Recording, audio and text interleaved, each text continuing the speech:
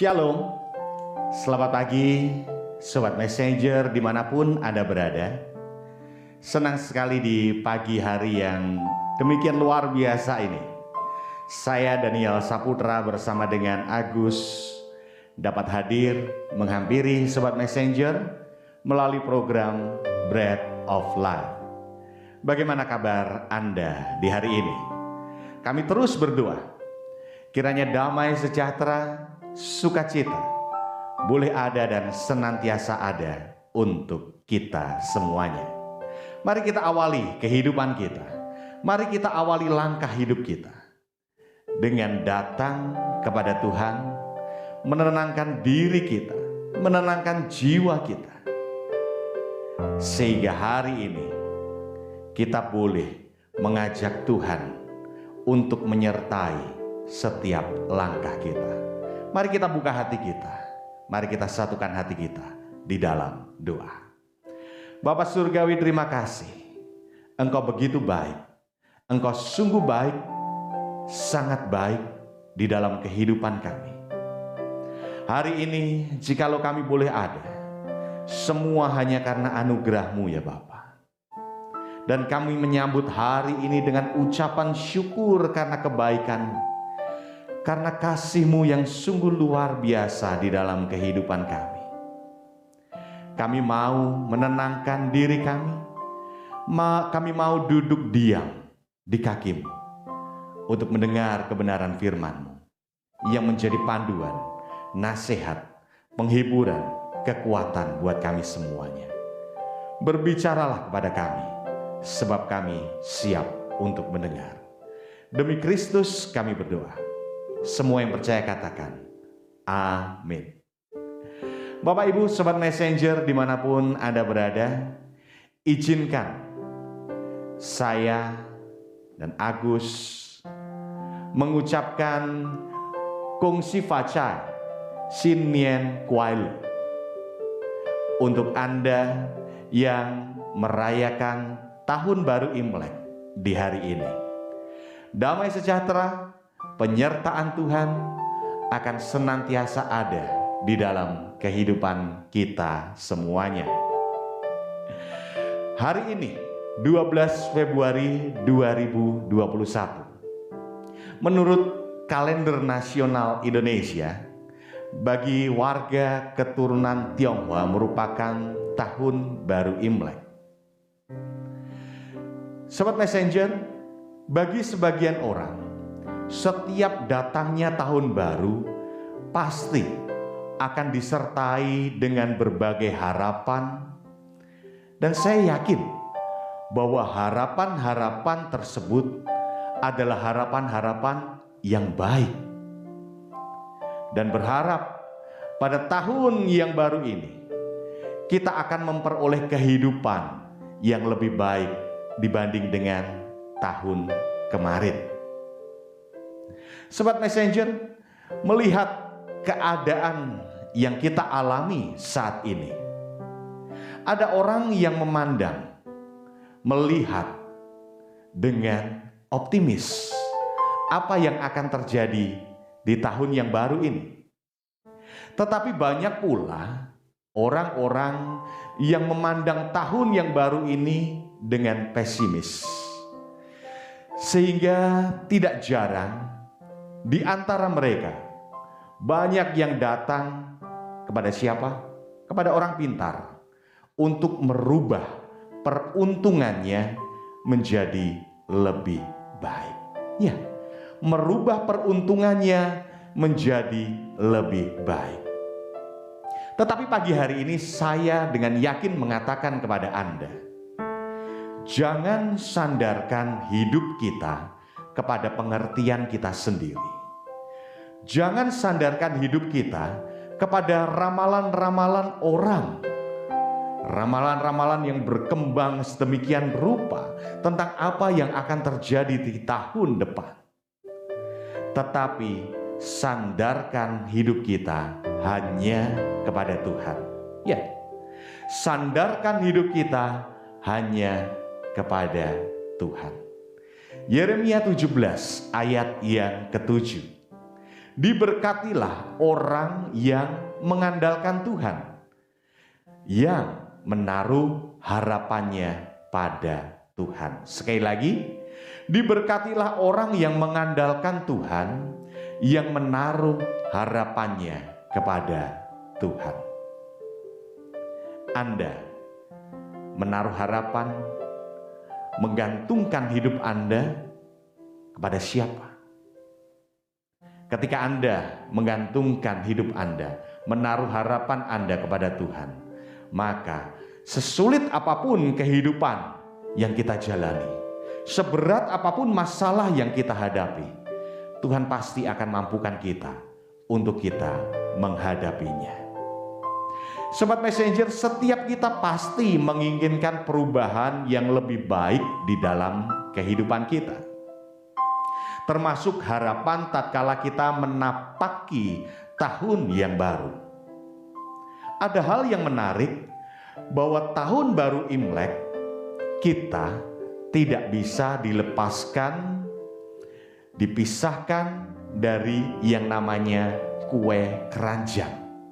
Ya, kue keranjang sebuah makanan yang menjadi makanan yang sering kali kita jumpai, bahkan saya yakin Anda juga sering menikmati makanan tersebut. Pagi hari ini secara berseri, menyambut tahun baru Imlek, saya akan membawa sebuah renungan yang berhubungan dengan kue keranjang. Dan saya memberi judul renungan berseri saya adalah kue keranjang cinta. Ya, kue keranjang cinta. Spesial untuk Sobat Messenger semuanya. Sobat Messenger, kita akan belajar dari makna kue keranjang, di mana banyak sekali makna kebaikan atau hal-hal yang bisa kita petik pelajaran melalui kue keranjang ini. Nah, pagi hari ini salah satu makna dari kue keranjang adalah kue keranjang memiliki tekstur yang lembut, dan ketika kita gigit, ketika kita nikmati, kita akan merasakan kekenyalan, tekstur yang lembut dan kekenyalan dari kue keranjang. Nah, lembut dan kenyal ini menggambarkan apa? Menggambarkan keuletan, kegigihan, serta daya juang yang tinggi. Nah, di bagian yang pertama ini saya akan membahas tentang kelembutan dan kekenyalan. Nah, Sobat Messenger, seperti makna dari kue keranjang tadi, yaitu lembut dan kenyal yang menggambarkan tentang keuletan, kegigihan, serta daya juang yang tinggi, saya melandasi dengan firman Tuhan yang diambil dari Bilangan 12 ayat yang ketiga. Bilangan 12 ayat yang ketiga. Saya akan bacakan untuk Anda semuanya. Adapun Musa, ialah seorang yang sangat lembut hatinya, lebih dari setiap manusia yang di atas muka bumi. Sekali lagi, adapun Musa ialah seorang yang sangat lembut hatinya, lebih dari setiap manusia yang di atas muka bumi. Musa sangat lembut hatinya. Dan pagi hari ini kita belajar dari sosok Musa, orang yang luar biasa dipakai oleh Tuhan, dan dikatakan bahwa dia adalah orang yang lembut hatinya. Nah, dari pernyataan tersebut, lembut hatinya, apakah Musa adalah seorang yang lemah? Sekali lagi, dari pernyataan bahwa Musa adalah orang yang lembut hatinya lebih dari siapapun saat itu, apakah Musa menjadi sosok yang lemah? Nah, Sobat Messenger, ada beberapa terjemahan Alkitab yang bisa menolong kita untuk memahami kalimat lembut hatinya yang baru saja kita baca. Menurut Alkitab bahasa Indonesia sehari-hari digunakan kalimat rendah hati. Alkitab yang lain, American Standard Version dan King James Version digunakan kata meek yang bisa berarti lemah lembut, penurut, dan sabar. Sedangkan menurut New International Version NIV digunakan kata humble yang bisa berarti sederhana juga rendah hati. Jadi kata lemah lembut yang diterjemahkan oleh LAI ini bisa berarti pula rendah hati, penurut, sabar, dan sederhana. Dan semuanya itu adalah karakter dari Musa, tokoh yang akan kita pelajari di kesempatan pagi hari ini. Nah, karakter yang dimiliki oleh Musa ini bukan berarti dia adalah orang yang lemah. Bisa kita bayangkan, apabila Musa menjadi sosok yang lemah, dia tidak akan pernah mampu untuk memimpin bangsa Israel keluar dari tanah Mesir. Tetapi mengapa dikatakan bahwa Musa adalah orang yang lembut hatinya? Dalam perikop Bilangan pasal yang ke-12 itu berkisah tentang pemberontakan Miriam dan Harun. Nah, di bagian tersebut kita bisa belajar, kita bisa tahu kelembutan Musa itu. Pada perikop tersebut dijelaskan bahwa Musa adalah seorang pemimpin pilihan Tuhan. Nah, kita bisa melihat kedekatan Musa ya dengan Tuhan. Dia berbicara kepada Tuhan tidak sekedar lewat penglihatan atau tidak sekedar lewat mimpi. Tuhan berbicara kepada Musa dengan berhadap-hadapan dan berbicara terus terang tanpa teka-teki. Pada perikop tersebut ketika Anda baca itu sangat jelas. Musa berhadap-hadapan dengan Tuhan dan berbicara terus terang tanpa teka-teki. Wow, sungguh luar biasa sosok Musa ini di hadapan Tuhan. Namun Sobat Messenger, di tengah kepemimpinan dari Musa, ya, kakak-kakaknya Miriam dan Harun iri terhadap dirinya. Mereka menjatuhkan Musa dengan alasan bahwa Musa tidak menikah dengan sesama mereka, sebangsa mereka, ya, serumpun mereka,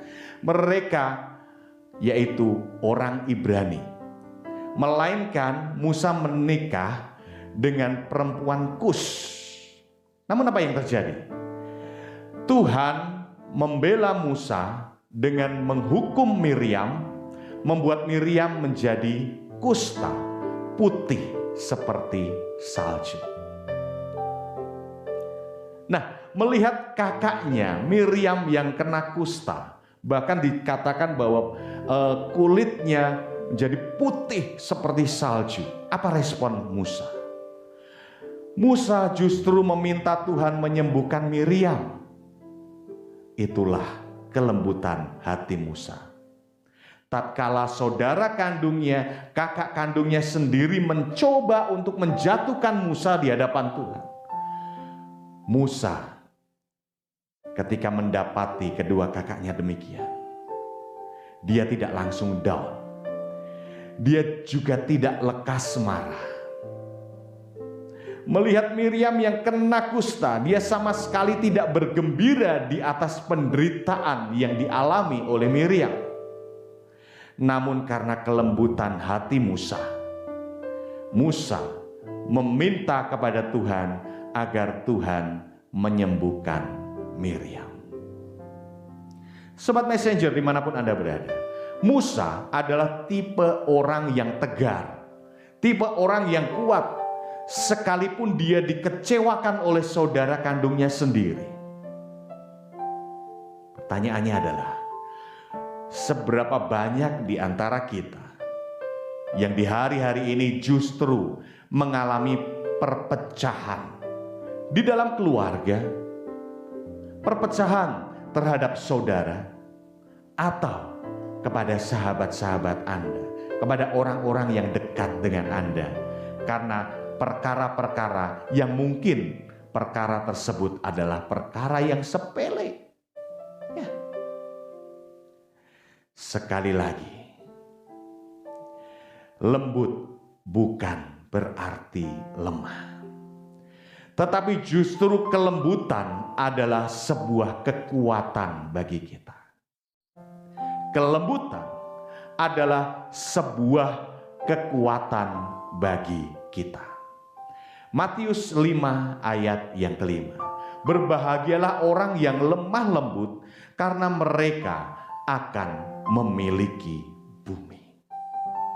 Mari kita lembutkan hati kita, agar kita boleh memiliki bumi, agar kita boleh memiliki damai sejahtera di dalam kehidupan kita semuanya.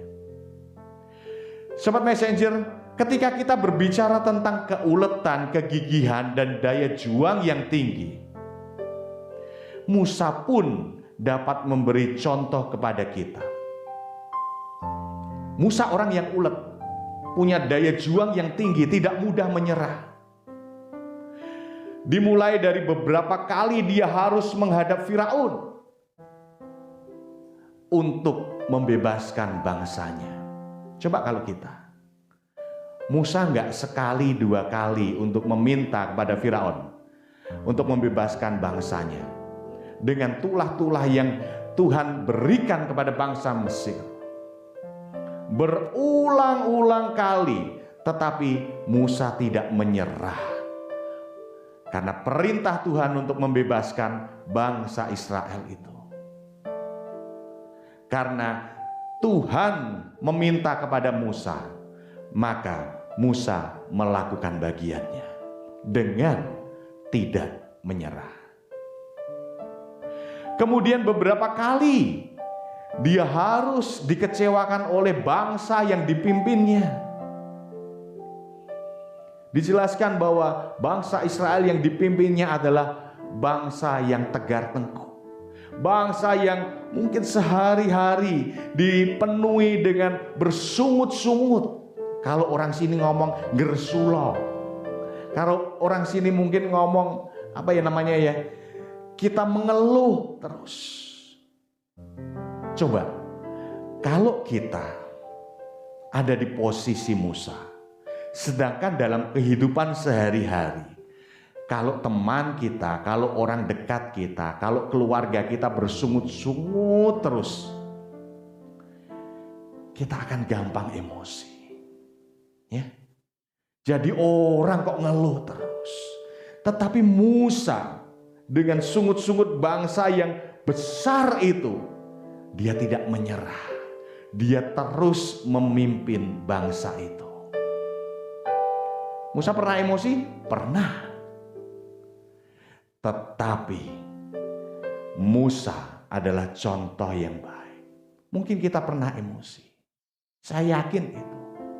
Tetapi mari kita belajar untuk mengendalikan diri kita, tidak nyerah, walaupun mungkin sekeliling kita tidak bersahabat dengan kita. Ya. Kemudian berapa kali dia harus naik turun gunung untuk berdoa, berpuasa, dan bertemu dengan Allah. Itu dengan tekun dilakukan oleh Musa. Saya ketika membayangkan Musa naik ke gunung, itu tidak seperti zaman sekarang. Kita mau camping, kita mau naik gunung bawa ransel yang besar, atau mungkin ada orang yang membawakan ransel kita, segala perlengkapan kita, makanan komplit. Tetapi Musa seorang diri naik ke gunung, dan ketika dia berdoa, dia berpuasa. Karena apa? Gak mungkin dia bawa makanan yang banyak. Ya, untuk menghadap Allah, untuk berjumpa dengan Allah. Kita bisa belajar dari Musa. Dia tekun. Sudahkah kita memiliki keuletan, kegigihan, dan daya juang yang tinggi untuk memperjuangkan sesuatu? Atau jangan-jangan kita adalah manusia yang rapuh, yang mudah menyerah tatkala kita menghadapi suatu masalah. Bapak Ibu, Sobat Messenger dimanapun Anda berada, ada sebuah lagu yang ketika saya menyanyikan lagu ini, saya mendapatkan berkat yang luar biasa. Saya akan coba nyanyikan referennya lagu ini. Di doa ibuku, namaku disebut. Di doa ibuku dengar, ada namaku disebut.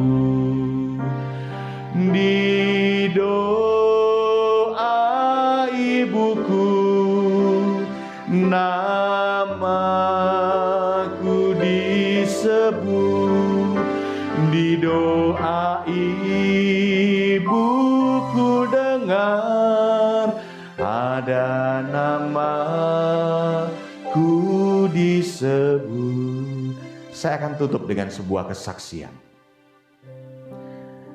Ada seorang pada waktu ini adalah seorang remaja. Ini adalah kisah nyata. Seorang remaja yang gampang emosian, yang gampang naik darah, temperamennya tinggi.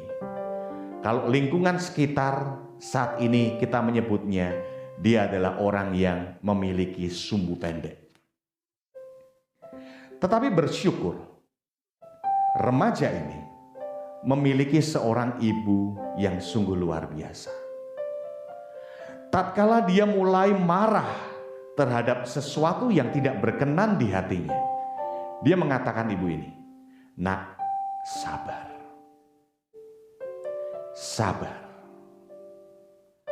Pernah pada satu ketika anak ini dikecewakan oleh seseorang, kemudian dia marah.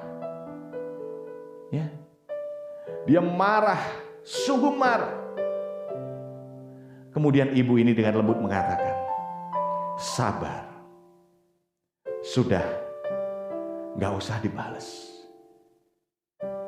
Kamu sabar, kamu sabar." Kejadian ini berulang-ulang terus terjadi. Pada suatu ketika,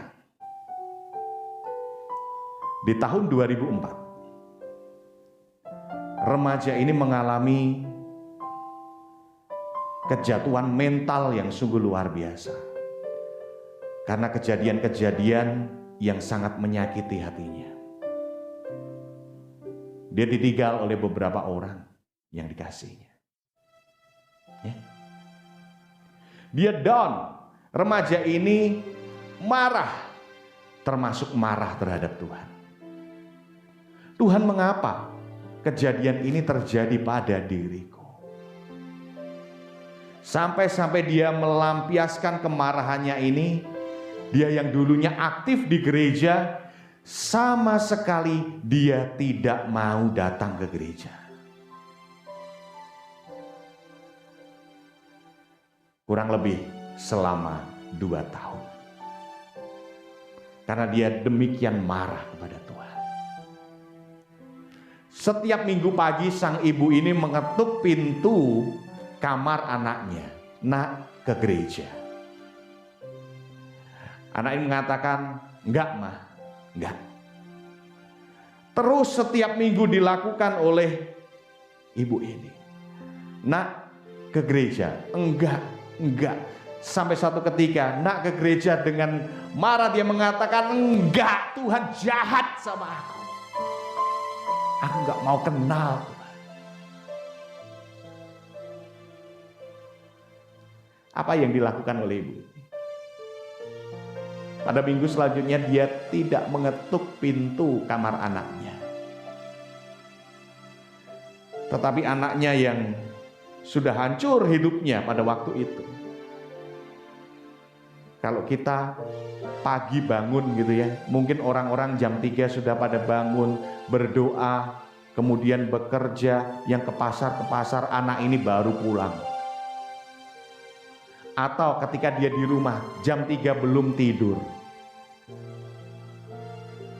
Kamar anak ini bersebelahan dengan ibu ini. Setiap pagi, jam 3 pagi, dia mendengar ibu ini berdoa, mendoakan khusus untuk anaknya. Terus setiap hari tidak pernah absen. Ibu ini mendoakan anaknya untuk boleh kembali kepada Tuhan. Dia tidak pernah putus asa meminta kepada Tuhan agar anak ini boleh kembali, yang dulu dekat, yang dulu melayani Tuhan, kembali ke gereja paling enggak.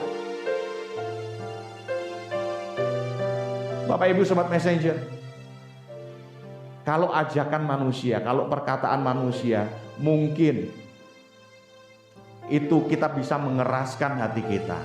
Tetapi ketika Tuhan berkata-kata kepada kita, kalau Tuhan yang mengajak kita, kita tidak akan pernah bisa menolak ajakan Tuhan. Benar. Selama bertahun-tahun ini sang ibu terus berdoa memohon kepada Tuhan.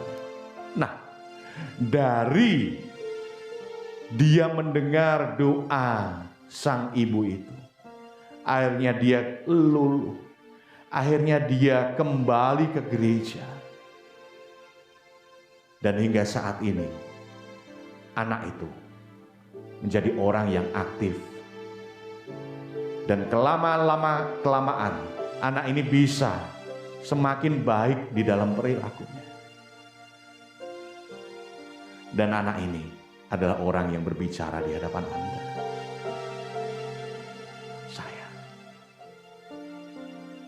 Saya belajar dari seorang mami yang luar biasa. Kalau dia nggak bisa ngomongin anaknya dengan baik, dia akan berdoa kepada Tuhan. Saya sungguh bersyukur punya mami yang tidak pernah putus asa meminta kepada Tuhan. Dan hingga saat ini dia terus berdoa untuk saya, berdoa untuk saudara-saudaranya, berdoa untuk orang-orang yang dikasihinya. Bapak Ibu Sobat Messenger dimanapun Anda berada, kalau saya mengalami sentuhan dari Tuhan karena keuletan, karena seorang jiwa ibu yang tidak pernah menyerah,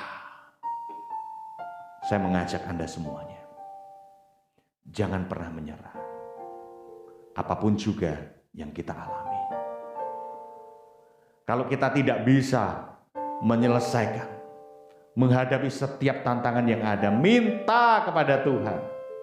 Minta Tuhan melembutkan hati kita, minta Tuhan kita bisa mendapatkan kegigihan. Jangan pernah menyerah. Mungkin doa-doamu saat ini belum pernah dijawab, tetapi Tuhan akan menjawab, pasti akan menjawab. Jangan pernah menyerah, jangan pernah menyerah, jangan pernah menyerah. Haleluya, haleluya. Pujikan lagu ini. Ku tak akan menyerah pada apapun juga, sebelum ku coba semua yang ku bisa, tetapi ku berserah kepada kehendak-Mu. Hatiku percaya Tuhan punya rencana. Ku tak akan menyerah pada apapun juga, sebelum ku coba semua yang ku bisa, tetapi ku berserah kepada kehendak-Mu. Hatiku percaya Tuhan punya rencana. Hatiku percaya Tuhan punya rencana. Hatiku percaya Tuhan punya rencana. Kalau hidup saya yang dulu rusak, sungguh rusak, Tuhan ubahkan. Karena saya yakin itu adalah doa-doa dari mama saya. Tuhan akan mengubahkan setiap kita. Minta terus kepada Tuhan dengan tidak henti-hentinya. Jangan pernah menyerah, jangan pernah menyerah. Bapak, Engkau tahu setiap hati yang saat ini mendengar renungan ini. Lembutkan hati mereka, Bapak. Sentuh hati mereka. Mungkin saat ini mereka sedang diliputi kekecewaan terhadap keluarga. Mungkin ada perpecahan yang mereka alami saat ini. Mungkin ada saling marah, saling iri. Bapa, lembutkan hati mereka, sehingga damai sejahtera itu boleh mereka alami. Mungkin saat ini mereka sedang marah, sedang kecewa. Tetapi ya Bapa, kiranya mereka pun boleh memiliki keuletan, tidak menyerah, terus berdoa kepada Tuhan, agar setiap permasalahan yang mereka hadapi itu boleh Tuhan bukakan jalan keluar bagi mereka. Terima kasih Bapak. Kami sudah mendengarkan renungan pagi hari ini. Kiranya kelembutan dan kekenyalan yang ada, yang kami bahas pagi hari ini, boleh menjadi pelajaran buat kami semuanya. Hamba berdoa untuk sobat messenger yang mungkin saat ini mereka sedang ada dalam pergumulan. Jamah-Mu terjadi atas kehidupan mereka. Mereka yang saat ini mungkin sedang sakit, lemah tubuh. Dalam nama Tuhan Yesus, bilur-bilur-Mu menyembuhkan mereka semuanya. Terima kasih ya Bapak. Kami mau awali hari ini bersama dengan Engkau. Tuhan memberkati kami. Pimpin langkah kami Bapa. Demi Kristus kami berdoa. Semua yang percaya katakan amin. Sobat messenger dimanapun Anda berada, kue keranjang cinta bagian yang pertama, ya, berbicara tentang kelembutan dan kekenyalan. Kiranya boleh menjadi pelajaran buat kita semuanya. Kita jumpa lagi di hari Jumat depan dengan kue keranjang cinta. Di bagian yang kedua kita mau belajar spesial menyambut tahun baru Imlek, ya, karakter, kemudian hal-hal yang bisa kita ambil pelajaran dari yang namanya kue keranjang.